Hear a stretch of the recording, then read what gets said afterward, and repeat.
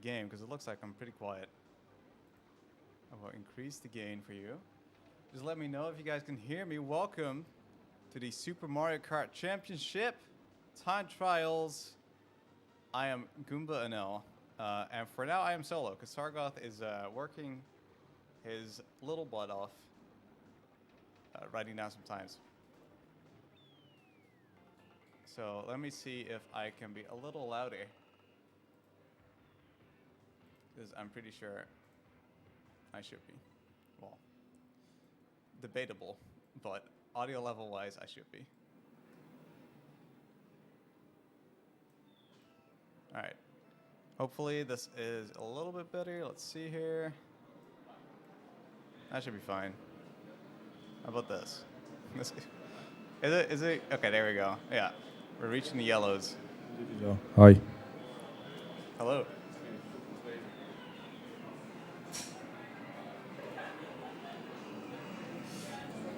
So how's everyone doing today? All right, seems everybody is seated and having their partner ready. So you can go as pleased. Start with MC1 and write down your times. And when you're done, just take a quiet exit and let me know when you're finished. Good luck, everyone. Bon chance. Let's go on 3, 2, 1. Woo! Time trial starts. Okay, I need to fix this without the OBS filter. I haven't had any time. Well, I've had time. I haven't had any opportunity to fix this. So give me a bit.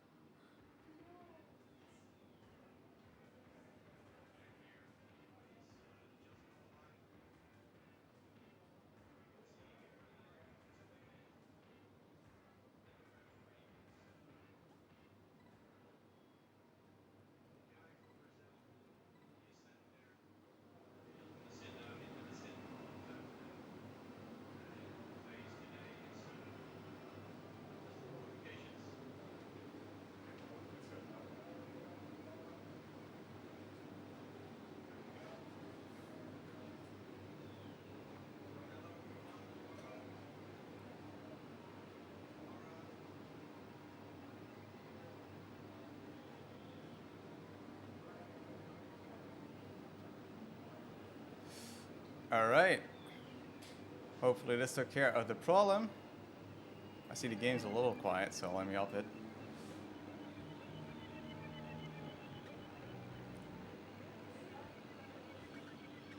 Right, so right now KVD is playing, and they will take turns.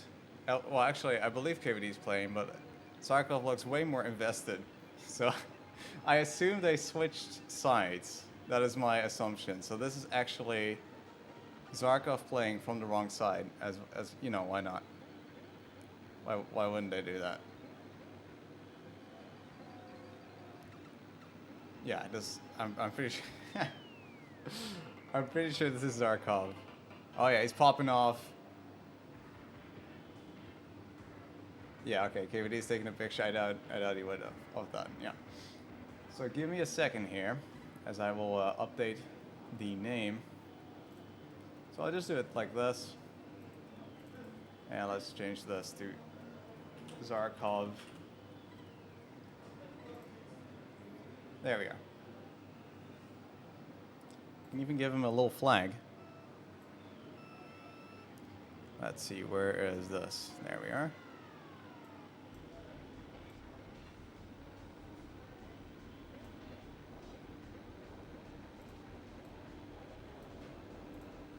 Perfect. And we'll hide this. There we are.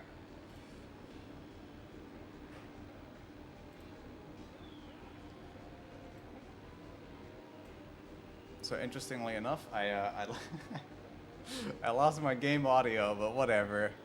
We don't need that. Zakir right now focused, honed in on the gameplay. And in these first few tracks, they are practically like, you know, they teach you the game. So what you want to do is drive optimally, but not as risky, because mistakes here can cost a lot of time compared to other drivers. Now, top players obviously will try and optimize it with some boosting here and there, and I will get more into that later. But right now, Tarkov is just hitting the bumper so you can actually jump over them. There you go.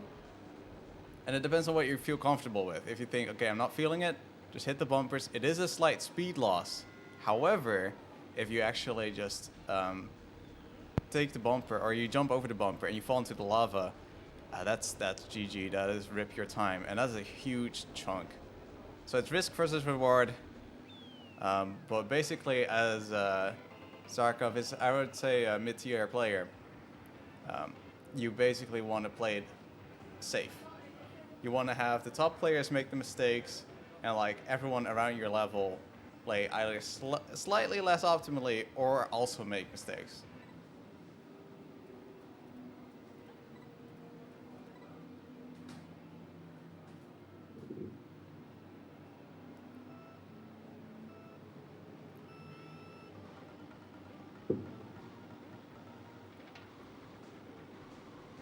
We move on to Mario Circuit 2. And now you could long boost here, which we will see a version of actually right there, cruising through the corner. Now that is risky strat, because you can actually hit the pipes there. Another MBT, so for the people that don't know, we'll be mentioning this a lot. How MBT works is, it is short for Neo boosting technique, even though it's prehistoric at this point. What you want to do is you want to start a drift, and usually you charge your boost by holding a drift for, oh, hit the pipe there. Yeah, can't go for the long boost now, has to kind of get his peak back up. But what MBT is, basically what he's trying to do there is zigzag his way through. And by doing that, you actually keep the boost as long as you hold one of the directions.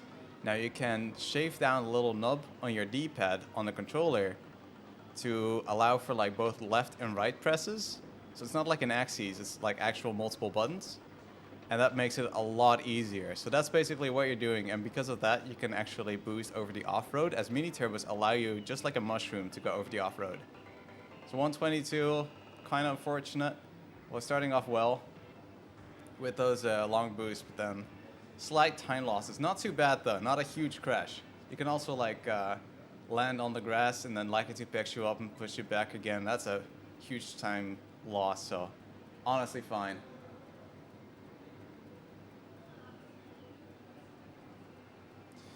Also, I see Cass says Sargoth, but yeah, he'll be there soon. I can remove him. That's right. Get deleted. Get wiped from existence. So Choco Island 1, what you want to do here is kind of build up a boost and hop over the wall. That's like a nice little time save that is allowed ever since 2017 or something like that. But Sargov doesn't go for it and goes the old route and decides to cut across the mud here. But the problem with that is that if you go for too long, first of all, your boost will run out. So you have to release gas, which actually extends the period you can go over that off-road. But again, you lose some speed. So you have to balance it well over distance compared to speed. And it is really tough to balance, especially in these one-tries. So yeah, you'll be going around here and then trying to cut last corner. Okay, doesn't feel confident this time. Just going to go around, drive safe. Set something solid down. You just want to make it through.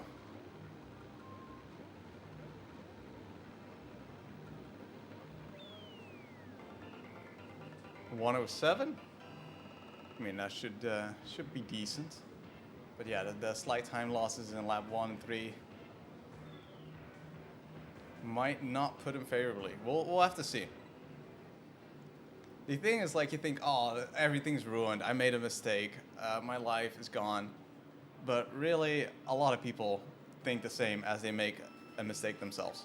or like even a missed zoom start. So the start boost, which it should be called, SMK community calls it a zoom start, and it is quite tricky to actually land it, and it even differs on certain tracks by a frame or so, which might have to do with audio, might have to not actually do with anything, might actually not be true, but basically no one can really truly figure it out. So there's something going on. Now GV2, actually you can get quite a nice like little placement score here. I'm not sure if they rank by total time or by placement AF. I believe last time they did placement time, like total time, but we'll have to see. But if you want to do well here, it is very possible for like the top players to like hit a wall and like crash. And non-MBT is quite competitive on there. Ooh, so close to that wall. Still living. And a solid 105. Yeah, consistent lap times across the board. That first lap is always going to be a little slower, regardless, but you're also like trying to find your way on the track as you go through the one try. So like if anyone drives their opener as the fastest lap, well obviously something went wrong. But even then, like that would be absurd. Because usually that's when you warm up on the track. Especially with SMK having 5 laps, you can afford to lose a few tenths just to be able to drive those other laps a little bit better. So we'll be seeing a bit more boost charging, going around these tight turns.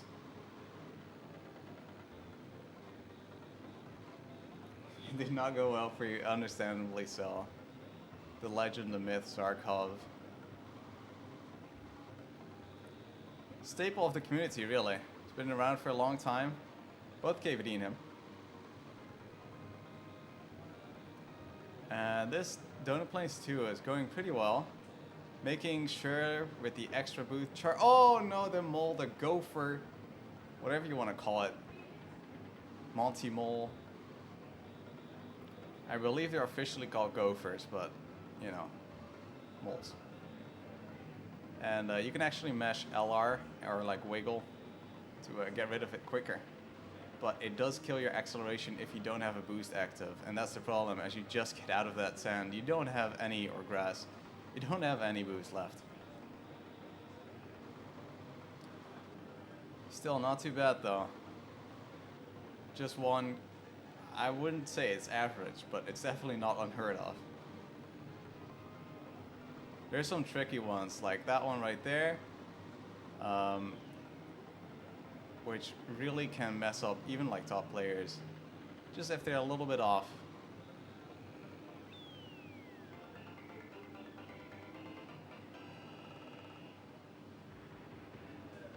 So yeah, you can clearly see where that time loss was coming from. Rest of the lap's pretty decent.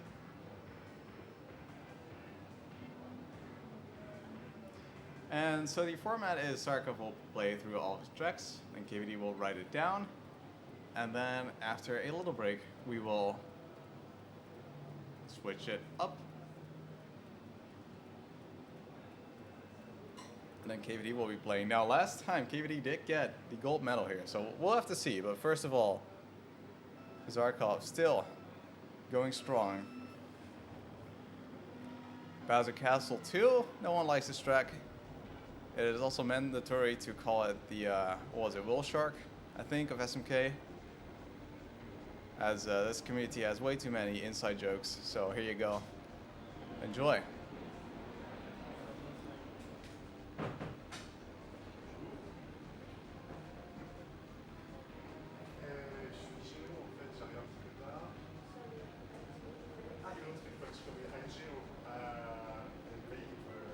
And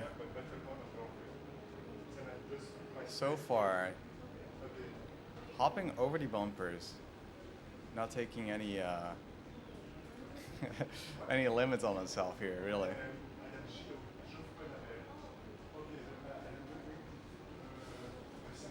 Going around those thwomps.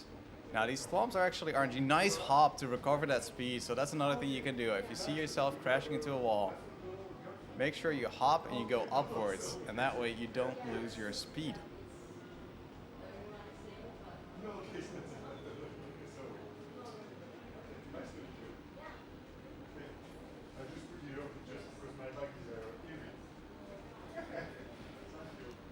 And hopping over the last field. These last two aren't too bad.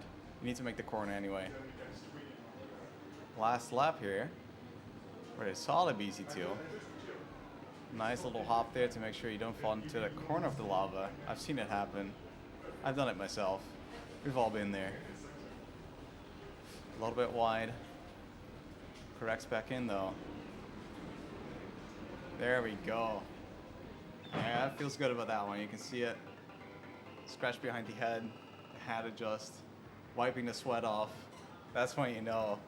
Intense BC2 gameplay. You'll love to see it.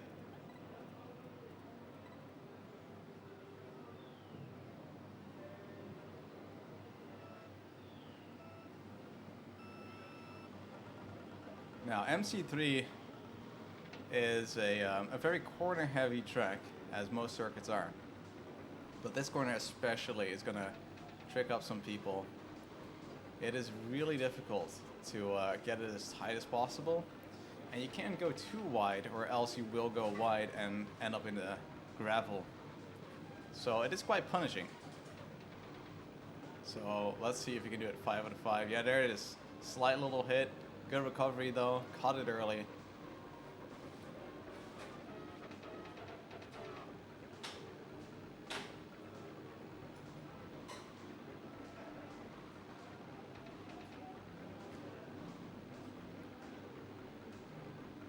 There we go. Oh, nice hops.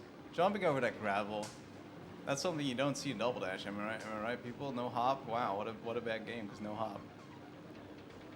Imagine.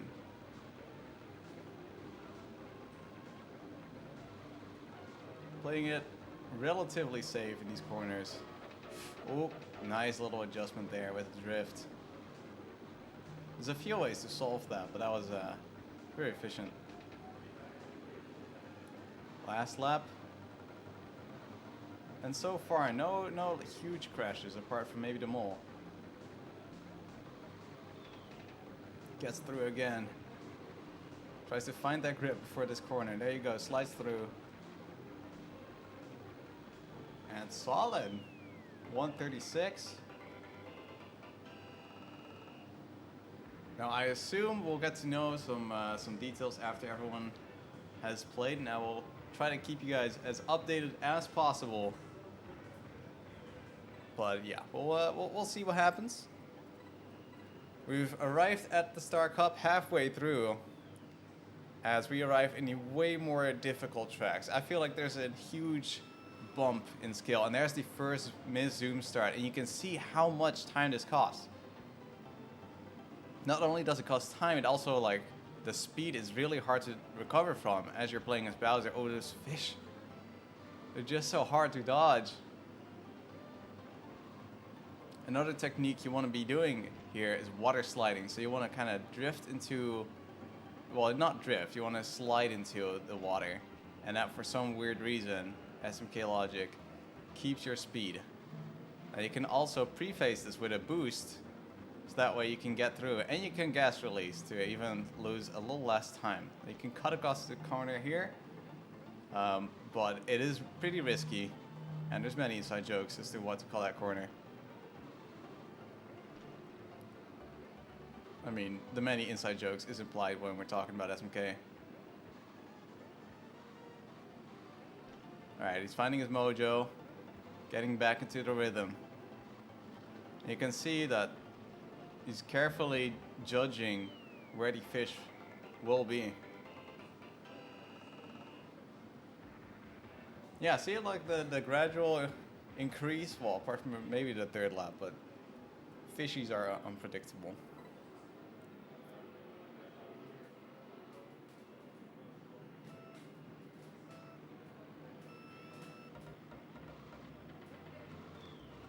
Choco Island 2.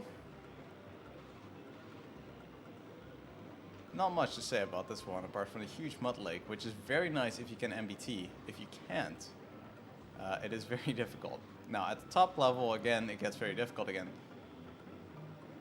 But generally, MBT players will just charge up a boost, go through most of it, and then call it a day. So probably not too much variance here, or things to watch out from, aside from just staying on the road, getting this boost nice, clean. There you go, a nice little speedy exit. Because that's the problem, these bumps actually keep your speed. And NTC, they speed you up slightly. But on PAL, they at least keep your speed or slow you down. So what you want to do is avoid them if you're on low speed. And on top speed, I think you still want to avoid them, but I'm not 100% sure. We need an expert up in this joint for that. Ooh, there's a slight little hit right before the boost.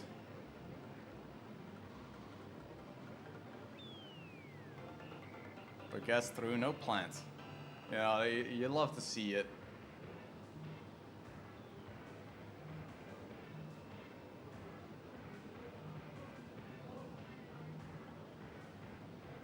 And hello everyone from all over the world watching this championship.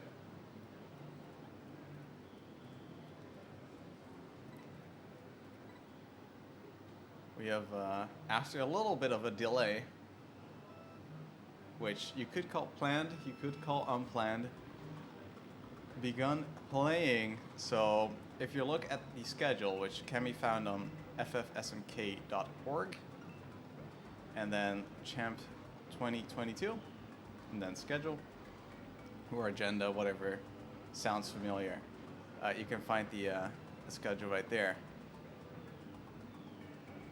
But right now, Zarkov is the first of this duo to play all 20 tracks. Ooh, gets stuck behind there, and he was actually going quite well. So what do you want to do in the first lap is remove all of those blocks. At least, you know, if you want to have any sanity. If you don't and you make it through 5 laps on a one try, not hitting a single block, or like not losing speed because of it, there you go. You want to hop into it. You can actually snow slide as well, just like water sliding. But it is really slippery. It is very hard to control, and top players make it look so easy. 105, good enough. I bet Zarkov's just happy to get through that one. I mean, I will be.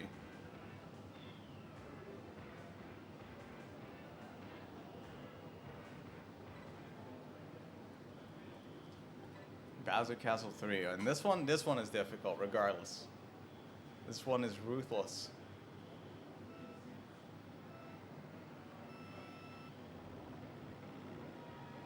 So this bumper right here, if you take that first one at full speed, you die. So you have to hop over it. You can't use the safe option unless you slow down.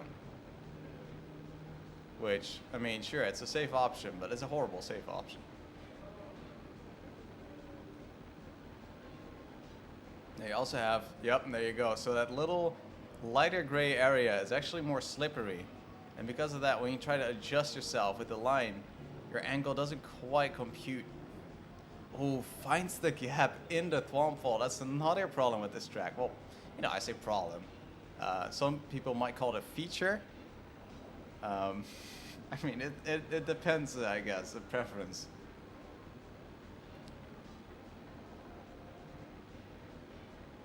Here we go. Finds the outside.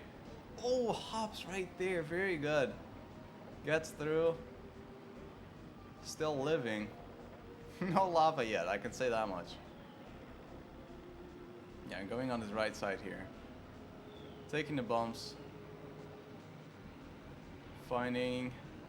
Computing. There we go. They were all up. But it is, even then, like, it's tough to really, like, guess where or when they are going to go up, because it is, again, RNG. So they could all be down at the same time, and it's ruthless.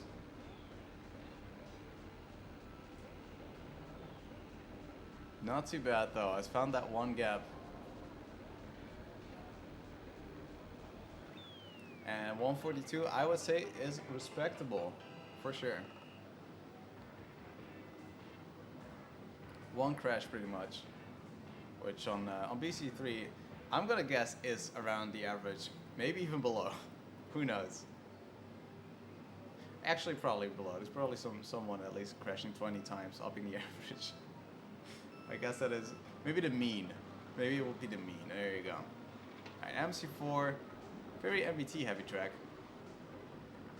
but it has these pipes and it's high turn. It's basically a combination of a lot of these circuits. Who would have thought? Nintendo building something up. And you can kind of choose which ones you feel comfortable for. As you know, it is again risk versus reward. Some of them are easier to charge, and there is the pipe. You can see Zarkov going down, head hanging in shame.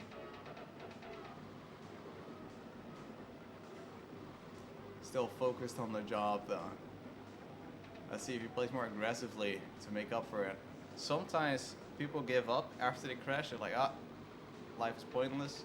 I mean, I feel ya, but what you really want to do is just keep your head down and keep going. Now you could take that as life advice, but I don't know, I'm not a doctor. Moving on to lap 4. Back in it. Oh, goes white there. Did not feel confident going for the MBT.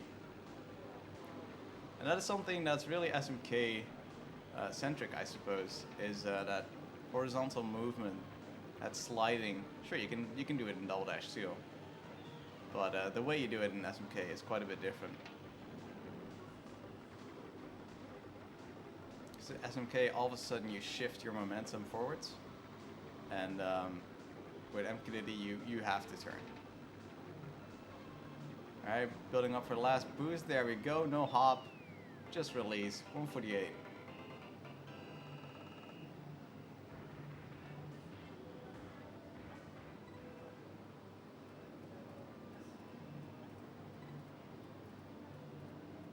And we've arrived at the last cup already. Donut Plains 3 is the next one. And if anything is to be known about Donut Plains 3, it's this next corner right here. You hop over the water, it's high turn, then you have to go through the zigzag part, dodge all of those moles, and then take a nice little last turn. Now, obviously what I just described is like half the track, but that is a very difficult continuous section. Like it's really hard to find a break in it, and there's this slight water hit, and that's a huge time loss. And that's why it's so important in all the other tracks to like make up for it, or play like really safe during these more difficult tracks. It's a choice, and usually it comes down to what you're feeling at the time. Like, do you feel confident? Do you feel like you can go for it? Especially the first lap can be like so shaky as you're just not warmed up to the track.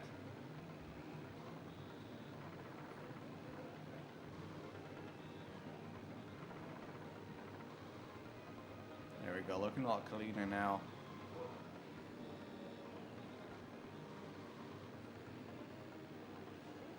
You know, solid lap. One more.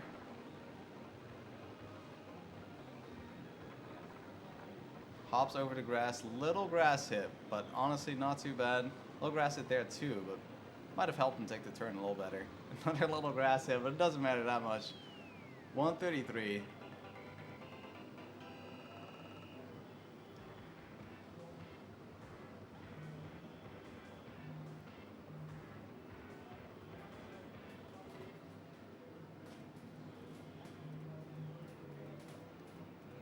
And onto a track that should be deleted from the game. This is my personal opinion. Please don't. Please don't hate me. I know some people can play it absolutely amazing. At that point, I'm like, okay, these people are allowed to play this track. But I think this is so hard as a well, honestly, even as like a mid to like low level player, even somewhat high, it gets really difficult. And these fish are what really, really set the tone for this track. They are always in the way, at least one of them. And it is so hard to regain your speed back on it, especially non-MBT. Look at how that fish is in the way. It's so annoying.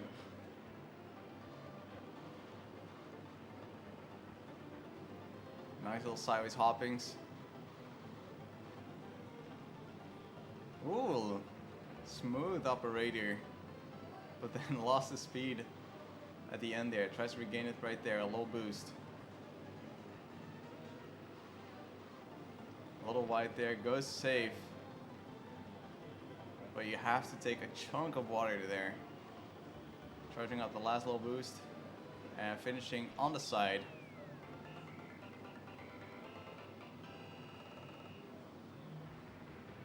Yeah, doesn't look too happy with that one.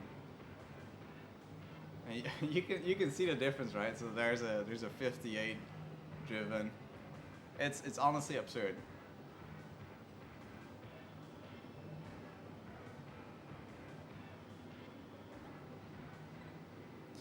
All right, next up, Ghost Valley 3. Now, there's a platform jump in here, a PJ, but then they also have pipe jumps, which is also called PJ, so, I don't know. MKDD might have problems naming tech. They've got abbreviation problems. Oh, and the first jump goes wrong.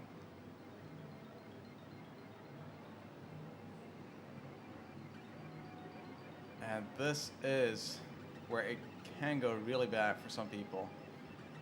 Now, in a bit, we will have a last Carter standing moment, and this track will be crucial for a lot of top players.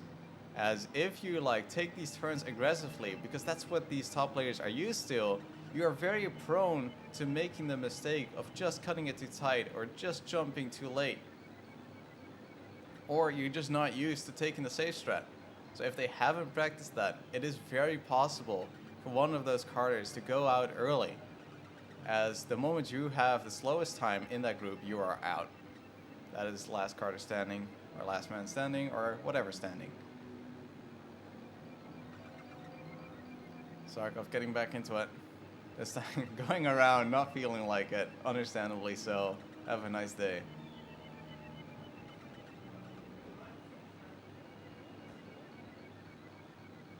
It's like crushing, right? Like the first one you wanna nail right off the bat. It's so hard to get back into the swing of things after that. At that point, you might be like, well, now I need to like go all out. But you can also choose, like Zarkov is doing right now, to just I'm gonna just go around, hope people fall twice, and that should make up for going around.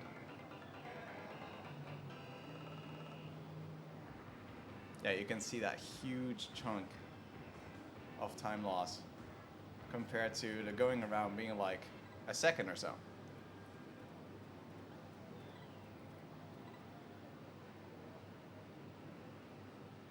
Probably more for the more advanced players, but you know. All right, I got lectured earlier today by a certain Ice Queen that this track is supposed to be perfection, roll piece, and everything together. So I am not allowed to say anything bad about the track, such as the horrible ice block placement, these pipes being in the way everywhere, the bad pixel edges that you have to jump over that's really hard to tell. So I will not mention that, of course. And leave it at that. So slight snow hits aren't uncommon at all here. And this is the big one right there. Now, to build up speed, it is really tough because you have to keep making those jumps. You have to keep sliding through the snow, and if you don't have enough speed, you keep hitting it. So you keep slowing down. So you need to wait till this part, get maybe some boost or something to get back up to speed again. You can take it very aggressively too. So it is really a risk management track. Nice little zigzagging there to finish it off, 105. And yeah, he's thinking about that. So, it is a par course for VL2, I think. I don't think this is that crazy to see.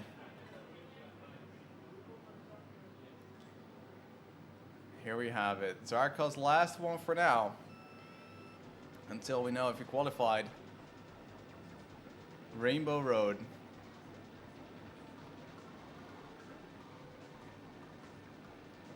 Now, in the first lap, these thorns are not down yet, which is nice. Nice of them to do. So, like, you can kind of warm up on the track.